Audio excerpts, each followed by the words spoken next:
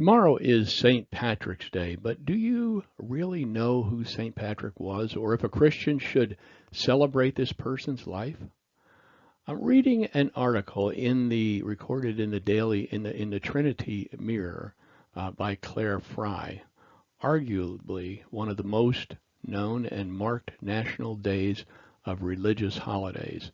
St. Patrick's Day brings celebrating to another level across the world. From drinking a well-known dark stout, from early doors to seeing the shamrock symbol at every turn. This annual event celebrates the culture and heritage of the Irish on March 17th of each year, which handily falls on Sunday this year. St. Patrick is the patron saint for Ireland, and the day celebrates his death in the 5th century. Originally a religious feast day, St. Patrick was born to a wealthy family, the son of a deacon and the grandson of a priest, and just as St. George wasn't born in England, St. Patrick was not of Irish descent, having been born in Scotland. However, St. Patrick, whose real name was Maewyn Succat, spent most of his years in the Emerald Isle, converting pagans to Christianity, which is why he was adopted by the country. However, it wasn't plain sailing for him, as it was at the age of 16 that he was kidnapped by Irish raiders and taken from his Scottish home to Ireland. There he worked as a slave and forced to be a shepherd. While a captive, he learned all about the rituals and beliefs of the Druids.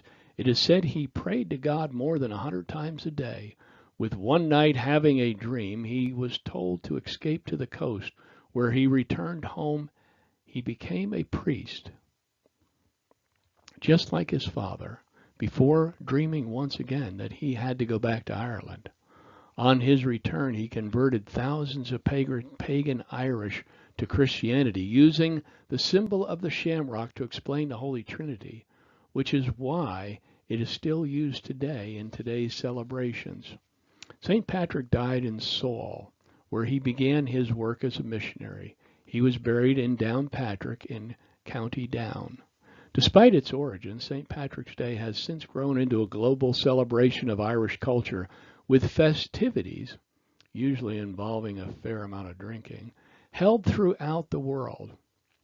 We read in Ephesians 5:18, that which would be St. Patrick's counsel to the children of God. And don't get drunk with wine, but which leads to reckless actions, but be filled with the Spirit.